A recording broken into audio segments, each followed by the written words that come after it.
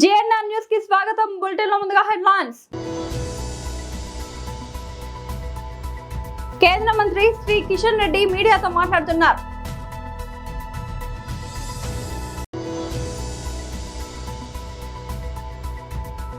తెలంగాణ భవన్ లో బీఆర్ఎస్ ప్రధాన కార్యదర్శి ఆర్ఎస్ ప్రవీణ్ కుమార్ విలేకరుల సమావేశం.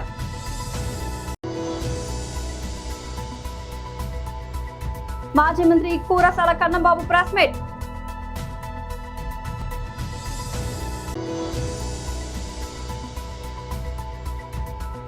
తిరుపతిలో కలకలం, తొలి కరోనా కేసు నమోదు.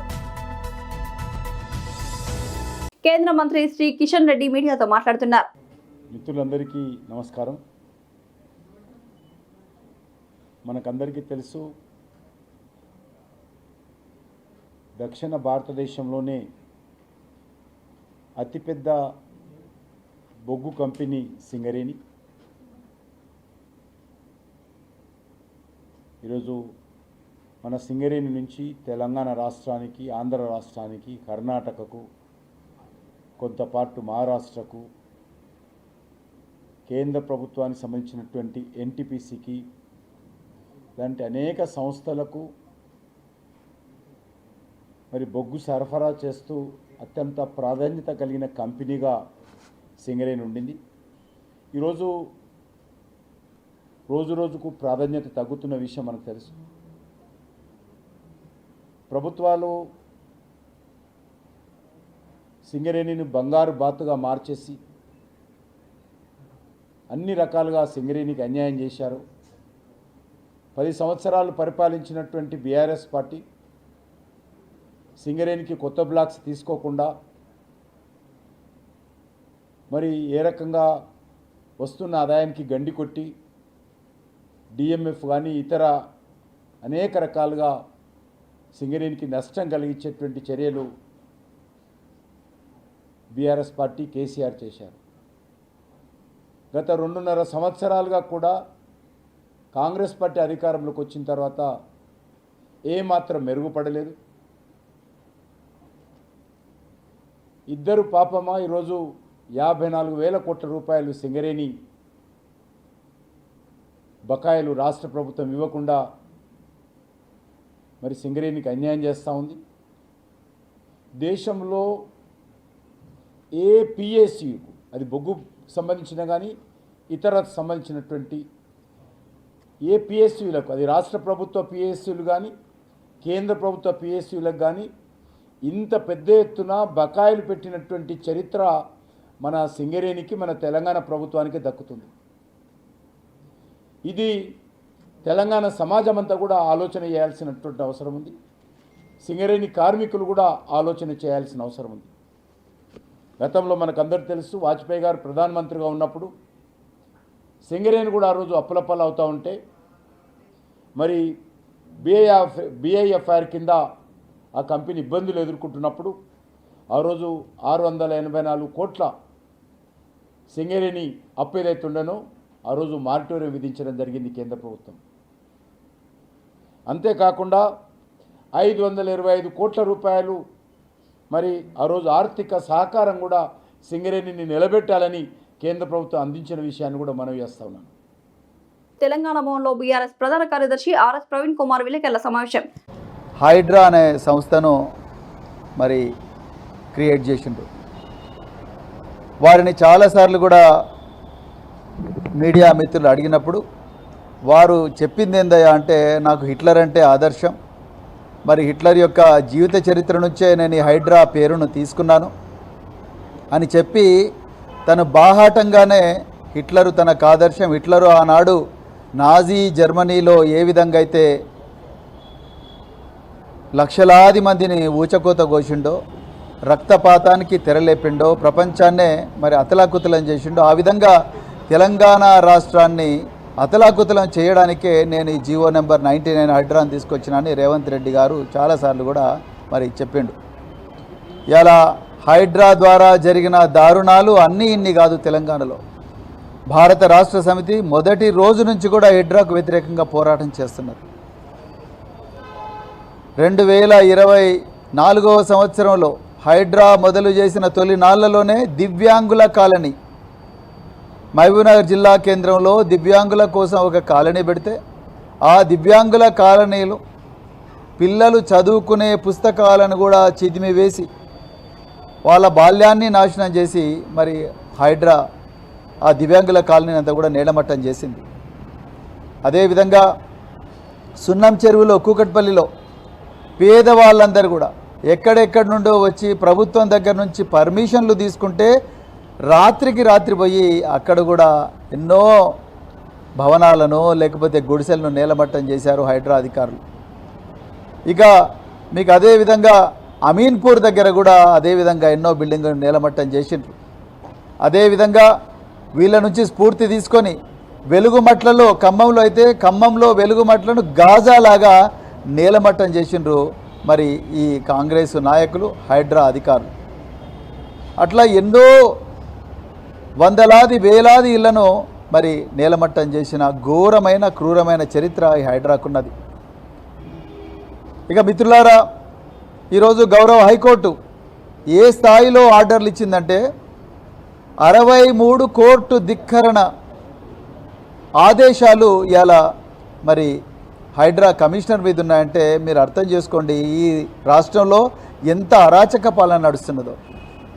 ఈరోజు హైడ్రా అసలు జీవో 99లో ఏం చెప్పిండ్రు, ఈ రాష్ట్రంలో మరి ముఖ్యంగా హైదరాబాదు మహానగరంలో ఏమైనా విపత్తులు సంభవించినా, పెద్ద ఎత్తున వరదలు వచ్చినా, లేకపోతే అగ్ని ప్రమాదాలైనా, లేకపోతే ఇంకేమైనా సమస్యలున్నా కూడా వాటన్నిటికీ మరి హైడ్రా ఉండాలి. మాజీ మంత్రి పూరసాల కన్నబాబు ప్రెస్ మీట్. సో అందరికీ నమస్కారం. గత కొద్ది రోజులుగా రాష్ట్ర ప్రభుత్వం పరిపాలనని గాలికి వదిలేసి కక్ష సాధింపుల మీద ప్రతిపక్షాన్ని అణగదొక్కే పని మీద ఉందని మేము పదే పదే చెప్తున్నాం. ఇవాళ కేంద్ర ప్రభుత్వం ఇచ్చిన నివేదికలు వివిధ రంగాల్లో మన రాష్ట్ర ప్రగతి చూసినప్పుడు చంద్రబాబు నాయుడు గారి ఫెయిల్యూర్స్, ఆయన నిర్వాకం బయటపడింది. ఈ ప్రభుత్వం పూర్తిగా ఫెయిల్ అయిపోయి కనీసం పాస్ మార్కులు కూడా సాధించుకోలేని పరిస్థితి ఉందని, చాలా దీనస్థితికి రాష్ట్రాన్ని తీసుకెళ్ళిపోతున్నారని ఇవాళ కాగ్ నివేదిక దగ్గర మొదలుపెట్టి పార్లమెంట్లో మంత్రుల సమాధానాల వరకు చూస్తే మన కళ్ళకు కట్టినట్టు కనిపిస్తుంది. ఎంత దుర్మార్గంగా అంటే ప్రచారం చూస్తే బాబు గారు ఆహా ఓహో అని సొంత పత్రికలన్నీ విపరీతంగా క్రియేట్ చేసి ప్రచారం చేస్తూ ఉన్నారు. ఇంకా ఆ పబ్లిసిటీని కొట్టేవాడు ఈ దేశంలో ఎవడు లేడు. కానీ ఈయన చూపిస్తున్న ఈస్ట్మన్ కలర్ సినిమాకి అసలు రంగుకి చాలా తేడా ఉందని కాగ్ రిపోర్ట్ చెప్పింది. అసలు పొంతనే లేదు. ఇంకా చెప్పాలంటే ఈ రాష్ట్రాన్ని చంద్రబాబు నాయుడు గారు అధోగతి పాలు చేస్తూ ఉన్నాడనడానికి 100 ఉదాహరణలు ఇవాళ కళ్ళ ముందు కనిపిస్తున్నాయి. పూర్తిగా తన స్వార్థ ప్రయోజనాల కోసం తప్ప ఈ రాష్ట్రంలోని కూటమి ప్రభుత్వం ఏ రంగాన్ని పట్టించుకోవట్లేదు అని స్పష్టంగా కనిపిస్తుంది. వాళ్ళ అప్పుల్లో అగ్రస్థానం, ఆంధ్రప్రదేశ్ది అప్పుల్లో అగ్రస్థానం, అభివృద్ధిలో అధమస్థానం. ఆంధ్రప్రదేశ్ ప్రభుత్వాన్ని పబ్లిసిటీలో వీక్స్, పనితీరులో చాలా దయనీయమైన వీక్స్ అన్నట్టుగా ఉంది. ఎంతకాలం నిజాలు దాచిపెడతారు? ఎంతకాలం మీరు అబద్ధ పెట్టుబడులు వస్తున్నాయని చెప్పారు, లక్షలాది ఉద్యోగాలు తెస్తున్నామని చెప్పారు.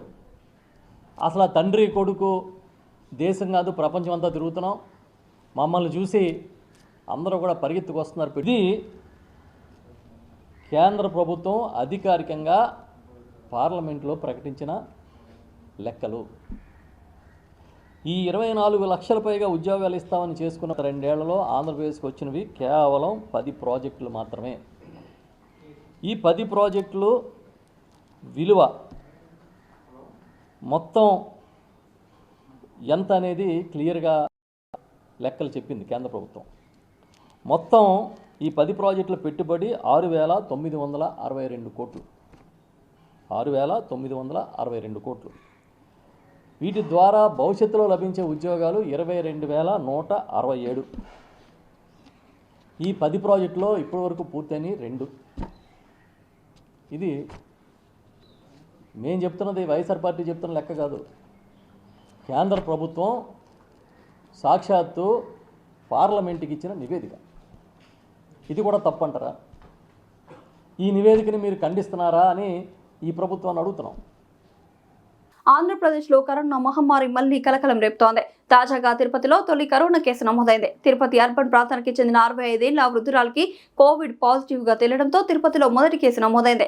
గత కొన్ని రోజులుగా తీవ్ర శ్వాసకోశ సమస్యలతో బాధపడుతున్న ఆమెను కుటుంబ సభ్యులు జిల్లా ఆసుపత్రిలో చేర్పించగా జూలై 23న నిర్వహించిన పరీక్షల్లో కరోనా నిర్ధారణ అయింది. అయితే ఆమె కుటుంబ సభ్యులకు జరిపిన పరీక్షలో ఎలాంటి వైరస్ లక్షణాలు లేవని వైద్య ఆరోగ్య శాఖ స్పష్టం చేసింది. మరోవైపు రాష్ట్ర వ్యాప్తంగా కూడా కేసుల సంఖ్య పెరుగుతోంది.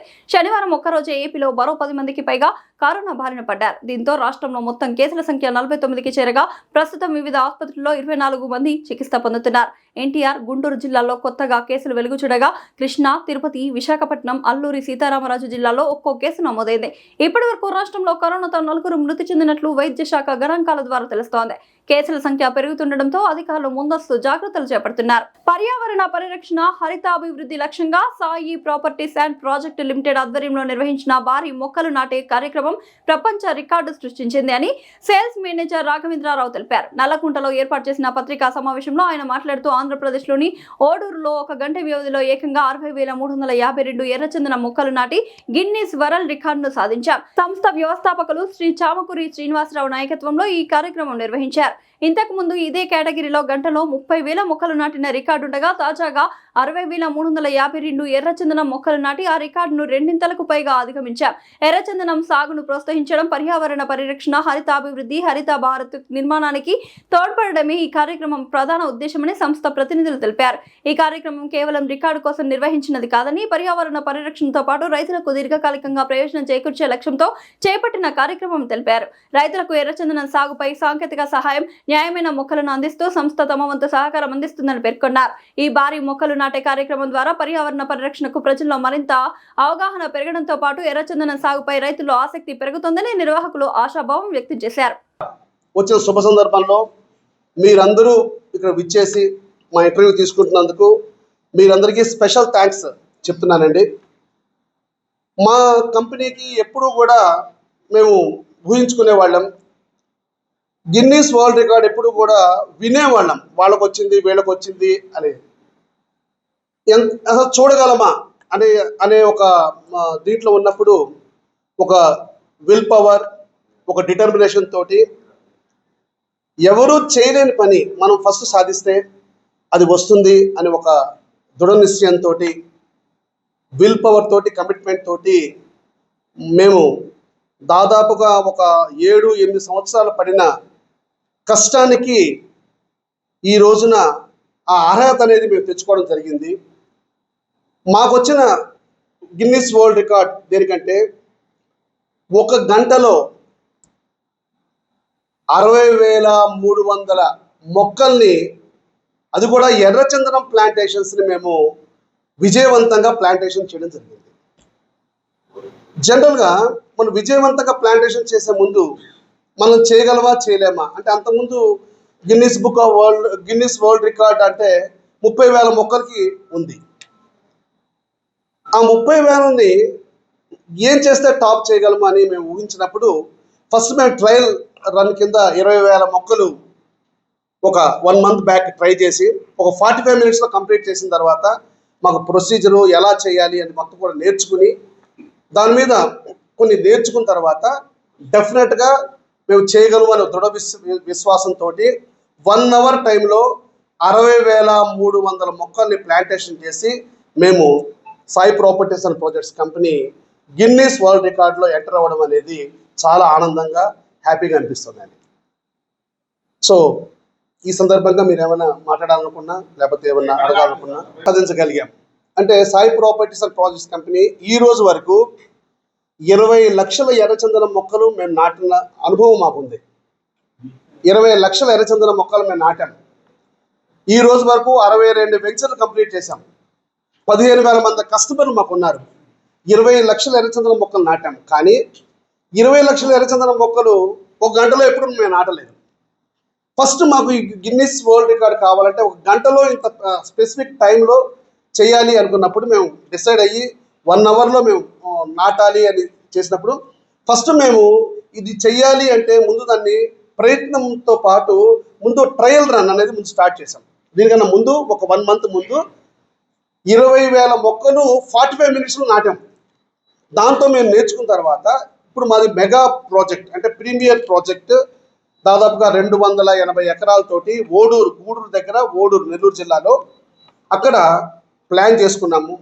ప్లాన్ చేసుకుని ఎలా చేయాలి అనేది ఒక ఆర్గనైజ్డ్ ప్లానింగ్ అండ్ ఫోకస్డ్గా ఇలాగే చేయాలి అంటే ఒక స్కిల్డ్ పర్సన్స్ తోటి మనం ఇలా చేయగలము అని మేము guidelines of Guinness record world record వాళ్ళ సూపర్విజన్లో వాళ్ళ ఆడిటర్స్ సూపర్విజన్లో పర్ఫెక్ట్గా టైం పెట్టుకుని 145 స్టార్ట్ చేసి 245కి క్లోజ్ చేసుకుని 50,000 టార్గెట్ పెట్టుకుని 60,000 మొక్కలు మేము నాటడం అనేది జరిగింది సార్.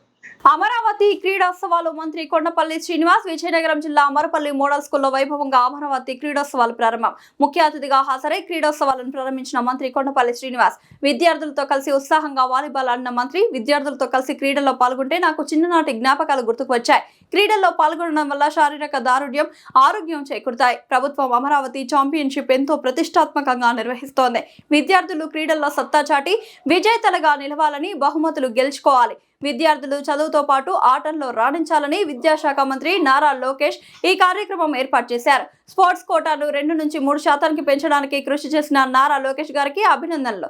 క్రీడాకారులు గెలుపు ఓటములు సమానంగా తీసుకోవాలి. ప్రతి ఒక్కరికి శారీరక వ్యాయామం ఆరోగ్యం తప్పనిసరి. ఈరోజు కొత్త సంవత్సరం పిల్లలందరూ కూడా ప్రమోట్ అయ్యి నెక్స్ట్ క్లాస్కి వెళ్ళడం జరిగింది. మొన్న పేరెంట్ టీచర్ మీటింగ్ పెట్టుకోవడం జరిగింది. తల్లికి వందనం కింద ప్రతి పిల్లలకి చదువుకున్న ప్రతి తల్లికి కూడా ఎంతమంది పిల్లలు ఉంటే అందరికీ కూడా గౌరవ ముఖ్యమంత్రి గారు మా యువ నాయకులు 15,000 రూపాయలు ప్రతి పిల్లవాడికి ఇవ్వడం జరిగింది.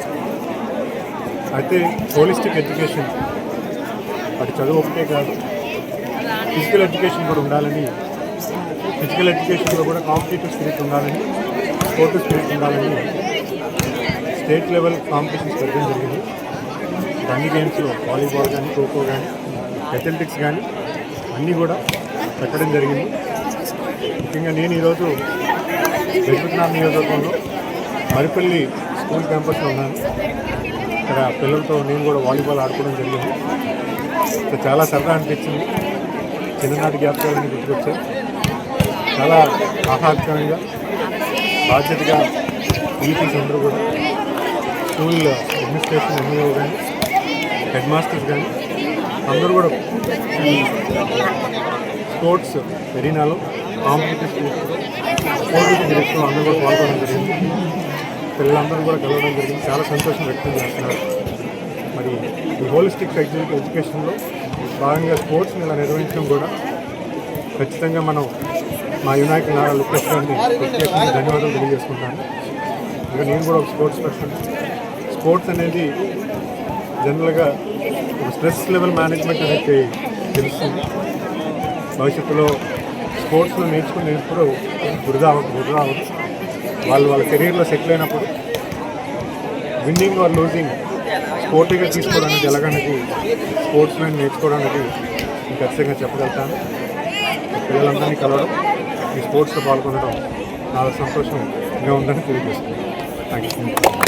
నీట్ లీకేజీపై 36 రోజుల పాటు విద్యార్థులు చేసిన పోరాటం వల్లే కేంద్ర ప్రభుత్వం దిగివచ్చిందని టీఆర్ఎస్ చీఫ్ కల్వకుంట్ల కవిత అన్నారు. విద్యార్థుల విజయాన్ని సీఎం రేవంత్ తన ఖాతాలో వేసుకోవడం సరికాదని ఒక ప్రకటనలో విమర్శించారు. కేంద్ర మంత్రి రాజీనామాతో పాటు విద్యార్థుల డిమాండ్లకు కేంద్రం అంగీకరించడం వారి ఉద్యమ విజయమేనన్నారు. రాష్ట్ర ప్రభుత్వం వైఫల్యాలను యువత ప్రశ్నిస్తారనే భయంతోనే సీఎం డ్రామాలాడుతున్నారని ఆరోపించారు. ధర్మేంద్ర ప్రధాన్ గారిని రాజీనామా చేయడానికి కేంద్ర ప్రభుత్వం ముందుకు పంపించింది. మరి ఈ సందర్భంలో విద్యార్థులందరికీ కూడా నేను మనస్ఫూర్తిగా శుభాకాంక్షలు తెలియజేస్తా ఉన్నాను. ఇది 100% విద్యార్థుల విజయంగా తెలంగాణ రక్షణ సేన భావిస్తూ ఉంది. మరి విద్యార్థుల విజయాన్ని కంప్లీట్గా తన ఖాతాలో వేసుకోవడానికి మన రాష్ట్ర ముఖ్యమంత్రి గారు రేవంత్ రెడ్డి గారు ప్రయత్నం చేయడం అన్నది నిజంగా చాలా సిగ్గుచేటు. నిన్న సాయంత్రం హైదరాబాద్లో దాదాపుగా 3-4 గంటలు కొవ్వొత్తులు పట్టుకొని కాంగ్రెస్ పార్టీ శ్రేణులంతా కూడా నగర వీధుల్లో ఊరేగడం అన్నది చాలా సిగ్గుపడాల్సిన విషయం.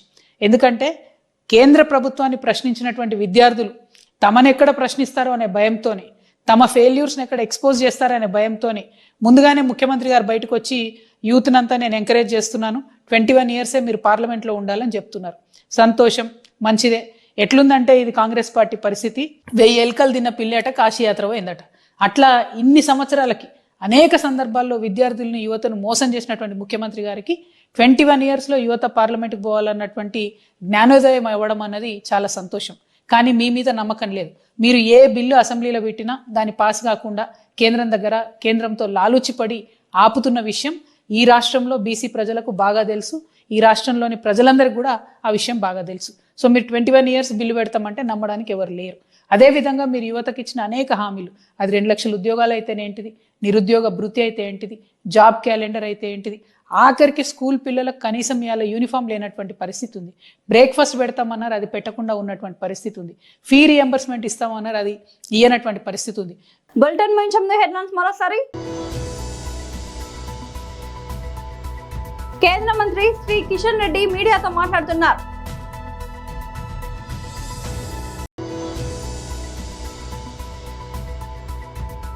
తెలంగాణ భవన్లో బీఆర్ఎస్ ప్రధాన కార్యదర్శి ఆర్ఎస్ ప్రవీణ్ కుమార్ విలేకరుల సమావేశం.